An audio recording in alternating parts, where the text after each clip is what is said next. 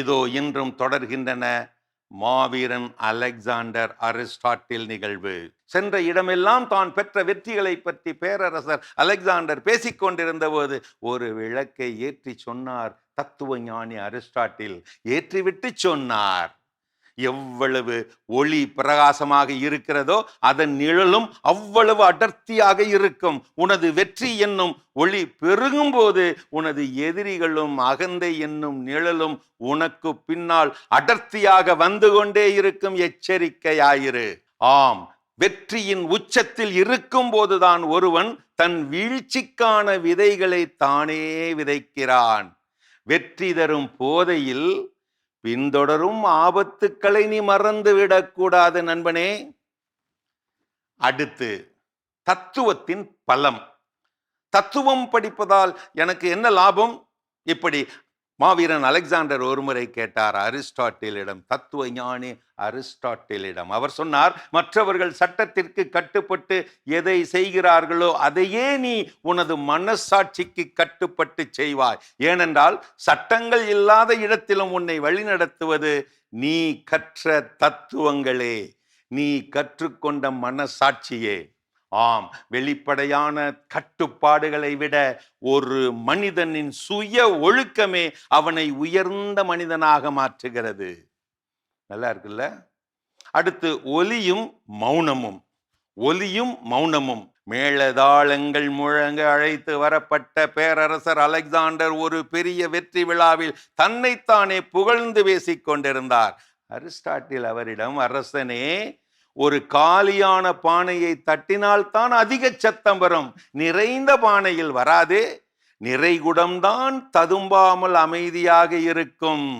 இப்படி அந்த பாராட்டு விழாவை பற்றி குத்தி காட்டினார் அந்த தத்துவ ஞானி. ஆம், தற்பெருமை பேசுபவர்கள் பெரும்பாலும் உள்ளுக்குள் வெறுமையாக இருப்பவர்கள். உண்மையான ஆற்றலும் ஞானமும் கொண்டவர்கள் அமைதியையும் அடக்கத்தையும் கடைப்பிடிப்பார்கள். அது சரி, நாம எப்படி? அடுத்து, நஞ்சும் மருந்தும். The dose makes the poison. ஒரு மருத்துவ ஆய்வின் போது அரிஸ்டாட்டில் ஒரு மூலிகையை காட்டி சொன்னார். அரசனே, இந்த இலை ஒரு அரிய மருந்து. இந்த இலை மருந்தை அளவோடு உண்டால் தான் மருந்தாக அது உயிரை காக்கும். அளவற்று உண்டால் நஞ்சாக அது உயிரை பறிக்கும். அதிகாரமும் அப்படித்தான். ஆம், அளவுக்கு மிஞ்சினால் அமிர்தமும் நஞ்சு. அதிகாரம், செல்வம், அன்பு என எதுவாக இருந்தாலும் அது எல்லை மீறும் போது மனிதனை அழித்துவிடும். மிதமாதம் என்கின்ற மாடரேஷன் என்பது மிகச் சிறந்த அறம். அடுத்து, உடைந்த கண்ணாடியும் பிம்பமும். த புரோக்கன் மிரர். ஒருமுறை கடுங்கோபத்தில் இருந்த அலெக்சாண்டர், மாவீரன் அலெக்சாண்டர், ஒரு கண்ணாடியை கோபத்திலே உடைத்து விட்டார். அது உடைந்து சிதறி கிடந்தது. அதிலே உடைந்து சிதறி கிடந்த அந்த துண்டுகள் ஒவ்வொன்றிலுமே அலெக்சாண்டரது முகம் தெரிந்தது, கோபமான முகம் தெரிந்தது.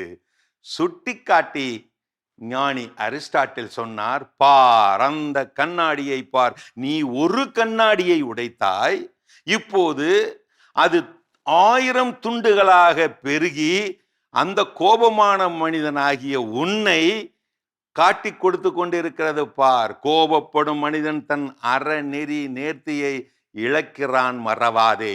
ஆம், கோபம் மனிதனை சிதறடிக்கிறது. அமைதியாக இருக்கும் போது நாம் ஒரு முழுமையான மனிதனாக இருக்கின்றோம். கோப உணர்ச்சி வசப்படும் போது பலவீனமான துண்டுகளாக பிரிந்து பிரிந்து போய் கிடக்கிறோம்.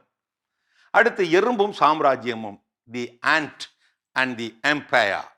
ஒருமுறை தரையில் ஊர்ந்து கொண்டிருந்த எறும்பை கவனித்த அரிஸ்டாட்டில் அதை அலெக்சாண்டருக்கும் காட்டினார். இந்த எறும்புகளுக்கு தெரியும் தனக்கு தேவையான உணவு எது என்று.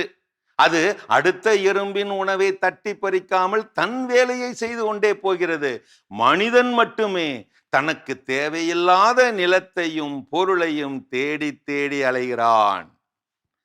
ஆம், எனது எனக்கு என்கின்ற பேராசை என்பது மனிதர்களுக்கே உரிய நோய். இயற்கையின் மற்ற உயிரினங்கள் தங்களுக்கு தேவையானதோடு திருப்தி அடைகின்றன. ஆனால் மனிதன் அப்படியா? தேவையற்ற ஆசையே துன்பத்தின் தொடக்கம். அடுத்து நங்கூரமும் கப்பலும். நங்கூரமும் கப்பலும். கடல் பயணத்திற்கு தயாரான போது ஒரு பெரிய கப்பலின் நங்கூரத்தை காட்டி பேசினார் தத்துவ ஞானி அரிஸ்டாட்டில். கப்பல் எவ்வளவு தூரம் பயணம் செய்தாலும் அது கரைக்கு திரும்ப ஒரு நங்கூரம் தேவை. அதுபோல்தான் அரசே, உன் வாழ்க்கை பயணத்திலே உன் தார்மீக கொள்கைகளே உனது நங்கூரம். அது இல்லை என்றால் நீ திசை மாறி போவாய்.